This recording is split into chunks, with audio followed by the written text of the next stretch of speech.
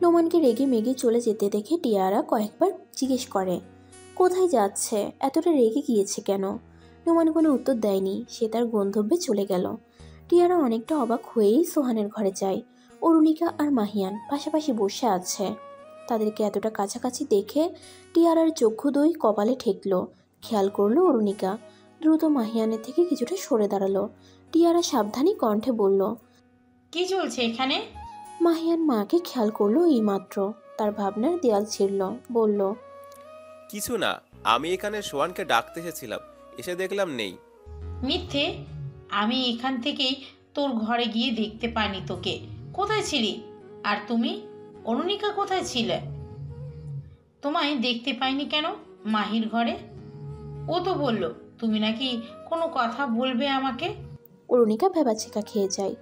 মাহি ঠিক কী বলেছে তাকে কিছু বলে যায়নি, কি বলবে বুঝতে পারছে না। বাড়িতে কি হচ্ছে?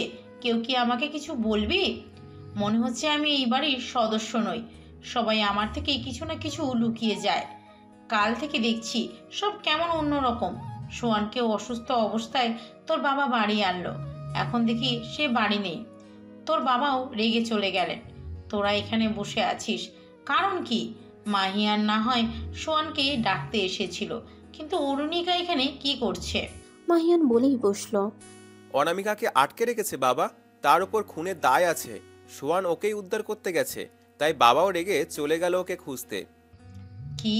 টিয়ার হাতকে উঠে, অনামিকা খুন করেছে, এটা তার বিশ্বাসের বাইরে ছিল। এত বড় কথাটা আমার থেকে লুকাতে পারলি? না জানি ছেলেটা এখন কোথায় আছে। চিন্তা করো না, সোয়ান অনামিকাকে নিয়েই ফিরে আসবে। যদি মেয়েটা অপরাধ করেই থাকে তাহলে শাস্তি পাবে।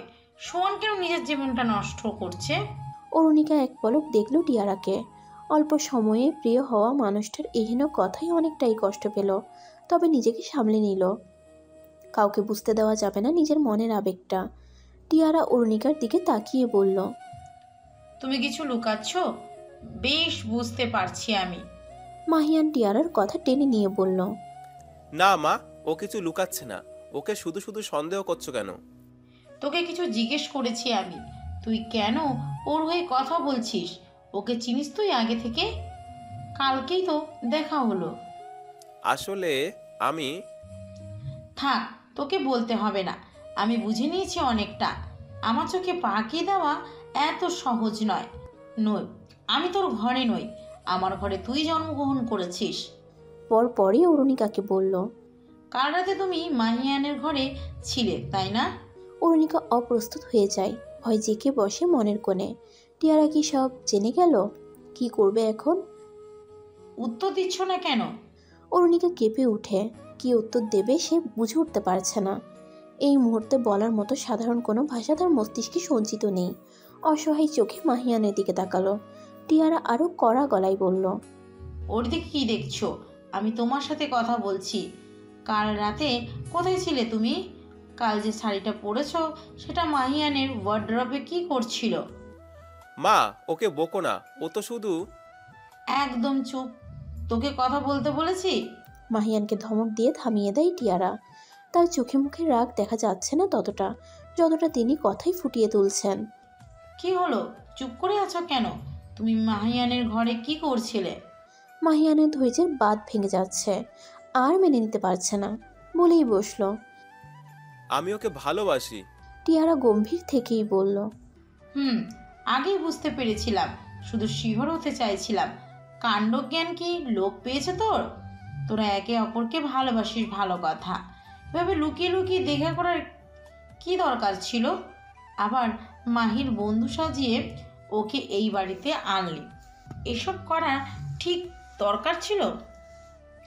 সোজা এসে বললেই হতো, আমাদের সাথে স্বাভাবিকভাবে পরিচয় করিয়ে দিতে, আমরাও খুশি হতাম। মাহিয়ান চুপ করেই রইল।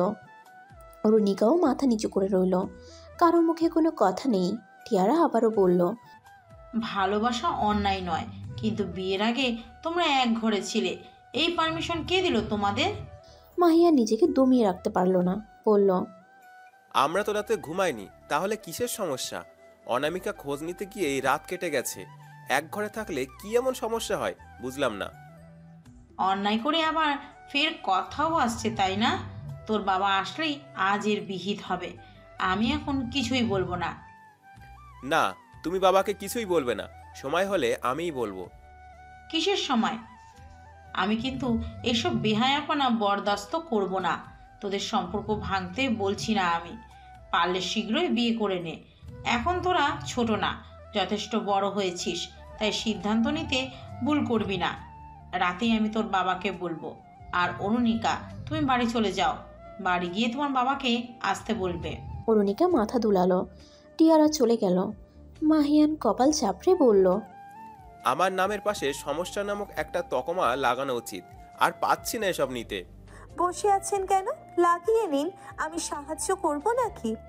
তুমি আবার কবে থেকে মজা নিতে শুরু করলে? যবে থেকে আপনার সাথে দেখা হলো। যাকে, আমি চলে যাচ্ছি। রাতে নিশ্চয়ই আপনার মা আপনার বাবাকে কথাটা বলবেন। আমি থাকলে সমস্যা হবে। আমার চলে যাওয়া উচিত। কোথায় যাবে? মৃন্ময়ের কাছে। উনি হয়তো এখন পুরোপুরি সুস্থ আছেন। আমার ওনাকে গিয়ে দেখে আসা উচিত। রাগে মাহিয়ানের দাঁত কিরমির করে ওঠে। তুমি যাবে না? কখনোই ওই লোকের কাছে যাবে না তুমি। খারাপ একটা লোক, তুমি তার জন্য চিন্তা করছো কেন?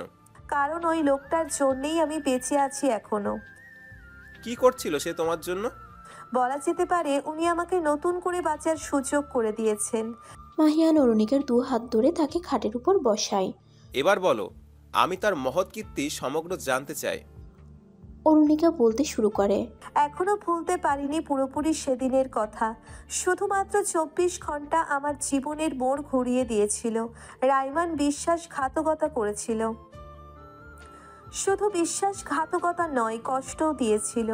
যেদিন সকালে আমায় করেছিল সেদিন পুরো দুপুর পর্যন্ত আমার কোনো হুঁশ ছিল না। যখন জ্ঞান আসলো নিজেকে একটা গাড়িতে আবিষ্কার করলাম, হাত পা বাঁধা অবস্থায়। সামনে ড্রাইভিং সিটে ছিল রাইমান। তাকে দেখেই প্রচুর ঘৃণা হলো। অনেক কষ্টে হাতের বাঁধনটা আলগা করলাম। স্পষ্ট মনে আছে রাইমানের গলা চেপে ধরেছিলাম আমি, কিন্তু তার পুরুষালী শক্তির কাছে হেরে গেলাম। নিয়ে গেল কয়েকজন লোকের কাছে, মোটা অঙ্কের টাকার বিনিময়ে বিক্রি করে দিল। তারা রাতেই পাচার করে দেবে বলেই ঠিক করেছিল।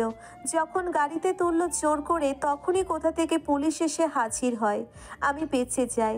দেখতে পেলাম পুলিশকে কল করেছিল মৃন্ময়। সে আমার কাছে ক্ষমা চেয়েছিল। তার গার্লফ্রেন্ড তাকে ছেড়ে অন্য ছেলেকে বিয়ে করেছিল বলে ডিপ্রেসড ছিল। তাই সে বন্ধুর কথা শুনে সাময়িক শান্তির জন্য আমার সাথে অন্যায় করতেও দ্বিধাবোধ করেনি। কিন্তু পরেই তার অনুশোচনা হলো। যেহেতু রাইমান তাকে তার সব প্ল্যান বলে দিয়েছিল, তাই সে আমাকে বাঁচাবে বলেই ঠিক করলো। মৃন্ময়ের সাহায্যেই আমি নিজের বাড়ি গিয়ে পৌঁছই। কিন্তু দেখলাম সবাই আমায় ছাড়া খুশি। অবাধ্য হয়ে বেরিয়েছিলাম বলে বাবা পুনরায় বের করে দিল। বলেছিল কখনো যেন ফিরে না যাই। রাস্তায় যখন নিজের মৃত্যু কামনা করে বেখেয়ালি হাঁটছিলাম, তখন মৃন্ময় আসলো। সে বলল যার জন্য আমার সাথে এত বড় অন্যায় হলো তার থেকে প্রতিশোধ নিতে। আমিও এটাই ঠিক বলে মনে করলাম। মৃন্ময়ের ছোট বোনকেও একটা ছেলে ভালোবেসে ঠকিয়েছিল, তাকে কলঙ্কময় করে পালিয়েছিল। মেয়েটা সহ্য করতে না পেরে সুইসাইড করেছিল। তাই মৃন্ময় আমাকে সাপোর্ট করছিল। যাতে কেউ সন্দেহ না করে তার জন্য নিজেকে মৃত ঘোষণা করলাম। মর্গে থেকে একটা লাশ ব্যবস্থা করে তার গায়ে আগুন ধরিয়ে দিই।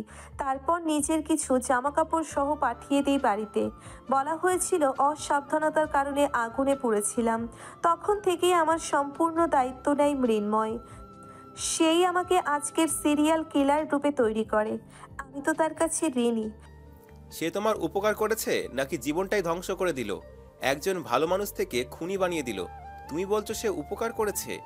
এখন তো আমার সন্দেহ হচ্ছে লোকটা কোনো স্বার্থ ছাড়া তোমাকে এতটা সাহায্য করবে। আপনার যা ইচ্ছে ভেবে নিন, কিন্তু আমাকে এখন যেতেই হবে। আমিও যাব।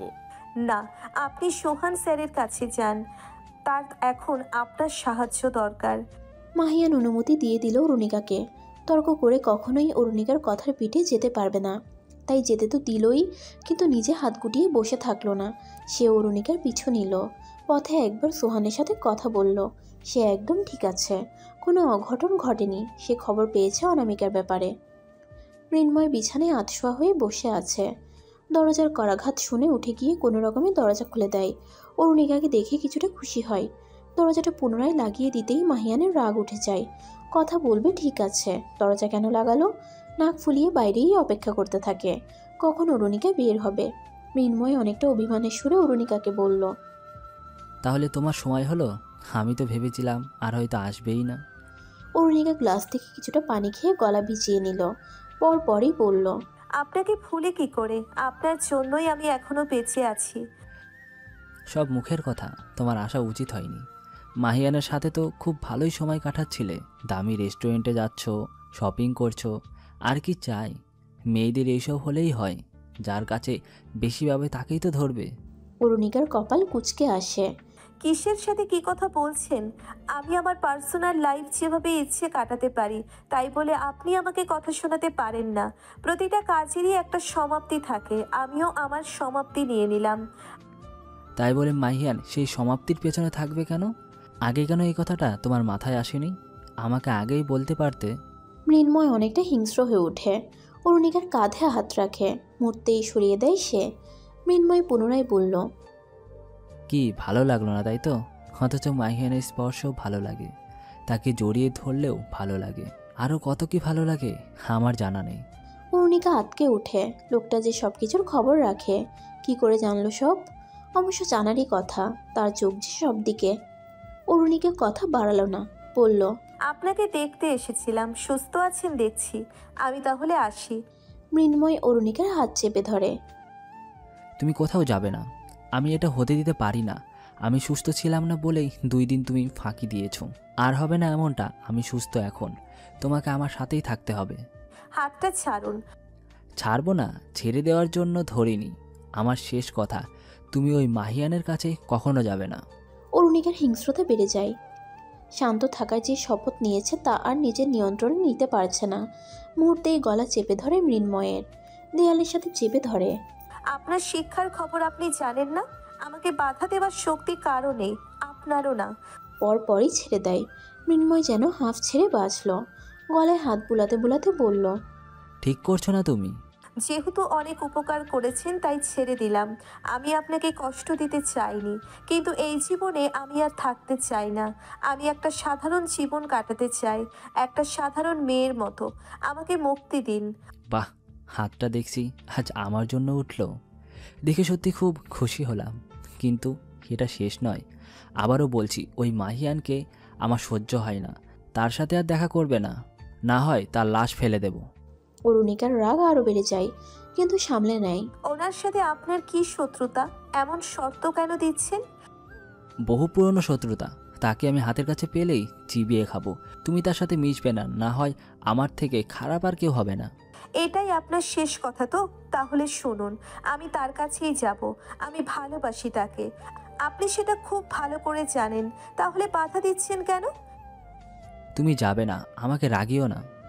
অরুণিকা কাট কাট গলায় বলল। ঠিক আছে, আজকে দেখান তবে। বলেই অরুণিকা হনহন করে বের হয়ে গেল। মৃন্ময় রাগে দেয়ালে জোরে সোরে আঘাত করল, এতে হাত কেটে রক্ত বের হয়। সেদিকে তার নজর নেই। অরুণিকা চলে যাওয়ার সাথে সাথেই মাহিয়ান গেল মৃন্ময়ের কাছে। মাহিয়ানকে দেখেই মৃন্ময় তেড়ে এলো। ও, তাহলে তুইও এলি? কেন আসতে পারি না? এমনিতেই আমি কখনো কারো কাছে যাই না, সবাই আমার কাছে আসে। তবে নিজের হবু বউকে তো আর একা ছাড়তে পারি না, তাই পিছু নিলাম। আপনার মতো বিজ্ঞগণের মতে কাজটা আমি খুব ঠিক করেছি, তাই না? সরি, অবশ্য না বললেও ধরেও নেব হ্যাবোধক উত্তর। মৃন্ময় দাঁত কিরমির করে এগিয়ে এলো মাহিয়ানের দিকে, তার কলার চেপে ধরল। অরুণিকা থেকে দূরে থাক, ও শুধু আমার। সে কি কথা? আপনি তোর গুরু ছিলেন, তাই না? এখন কোথায় গেল গুরুগিরি? আর কলারটা ছেড়ে কথা বলুন। আপনি অভদ্র হতে পারেন, আমি নই। বসে কথা বলা যাক। কিভাবে কথা বলতে হবে এবার তোর থেকে শিখবো আমি? কোথাকার কে রে তুই? আপনার মা যে দায়িত্বটা পালন করতে পারেনি সেটা না হয় আমিই করে দিলাম। আমি কে সেটা জেনে আর কাজ কি? তবে অভদ্রদের ভদ্রতা শেখাতে পারি ভালো। মৃন্ময়ের নাকের পাঠা লাল হয়ে যায়, চোখ থেকে আগুন ঝরছে। ভালোই তো, মেয়েটিকে নিজের আয়ত্তে নিয়ে এসেছিলাম, কোথা থেকে তুই এসে সবটা গরমিল করে দিলি। তোর জন্য আমার সব প্ল্যান নষ্ট হয়ে গেল। কি প্ল্যান ছিল শুনি? তুই জানিস না আমি কতটা ভয়ঙ্কর। আমি সব করতে পারি। আমি অরুণিকাকে পাওয়ার জন্য এত সব করলাম। জোর করে তো ঠিক পেয়েই যেতাম, কিন্তু আমি চেয়েছিলাম সারা জীবনের জন্য। সেই একদিনের সুখ আমার পেট ভরেনি, তাই আবারও চাই। তুই সব নষ্ট করে দিলি। ওর মনে আমার জন্য যেটুকু ভরসা সম্মান ছিল সব তোর জন্য শেষ হয়ে গেল। ও তো বললো তুই ওকে বাঁচিয়ে আনলি, এসব কি বলছিস? সবটা ওকে দেখানোর জন্য করলাম। ওর জন্য নিজের বন্ধুর সাথেও বিশ্বাসঘাতকতা করেছি আমি। ওর হাত দিয়েই তাকে খুন করিয়েছি। কি করেছিলাম জানতে চাস? মৃন্ময় খ্যাক করে গলা পরিষ্কার করলো। পুনরায় দ্বিগুণ তেজ অধরে আটকে নিয়ে বলল, 1 বছর আগে ঠিক কী ঘটেছিল তা পুরো জানা নেই অরুণিকার। সে শুধু অর্ধেকটা জানে। হ্যাঁ, রাইমানের পেশা ছিল মেয়েদের প্রেমের জালে ফাঁসিয়ে বিয়ের প্রতিশ্রুতি দেওয়া, তারপর পালিয়ে নিয়ে তাদের দেহ বিক্রি করা।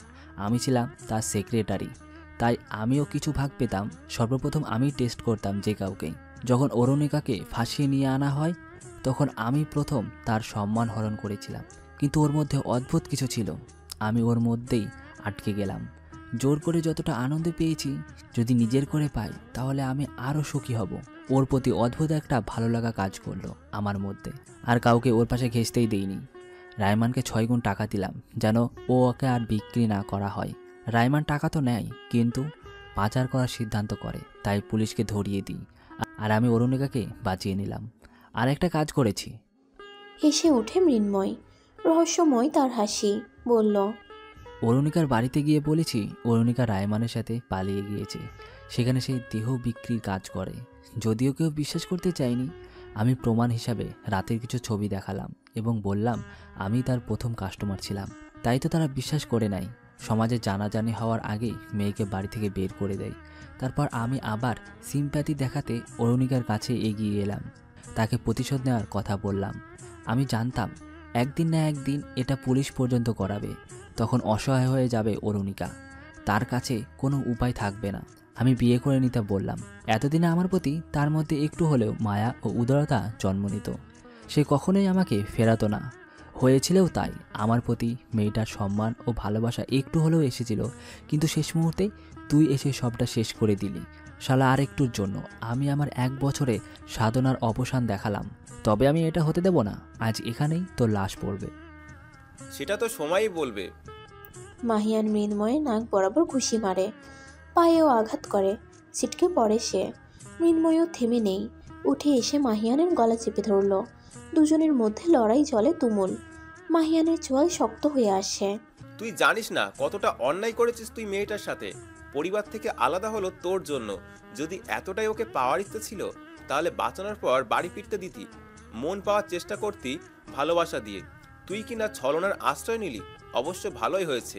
তুই যদি ছলনা না করতি তাহলে ওকে আমি পেতাম কি করে? তার জন্য তোর তো পুরস্কার পাওয়া উচিত। তোর মৃত্যু আমার জন্য পুরস্কারের থেকে কম কিছু না। আজকে তোকে শেষ করেই আমি শান্ত হব। মাহিয়ান মৃন্ময়কে ছিটকে ফেলে দেয়। তার পিঠের উপর পা দিয়ে পকেট থেকে ফোনটা বের করলো। তার পরিচিত পুলিশ অফিসারকে কল করলো। তারপর শয়তানি হাসি দিয়ে বলল, তোর মামা বাড়ি যাওয়ার সময় হয়েছে, কল করলাম। মামারা একটু পরে এসে হাজির হবে। আমার গায়ে হাত তোলার শাস্তি পাবি। পাঙ্গা নিতে আসলি না? এবার কেমন লাগছে? এমনি এমনি চাকরি পাইনি, বসে বসে সরকারের টাকা খাবো। তা কি করে হয়? আজ তোর মাধ্যমে এই বডি ম্যাসেজটা করে নিলাম। মাহিয়ান ব্যঙ্গ করে বলল, এবার অরুণিমা তোকে খুব ঘৃণা করবে। আমি সবটাই বলে দেবো ওকে। বেচারা মিনি বেড়াল পড়ে থাকে এভাবে।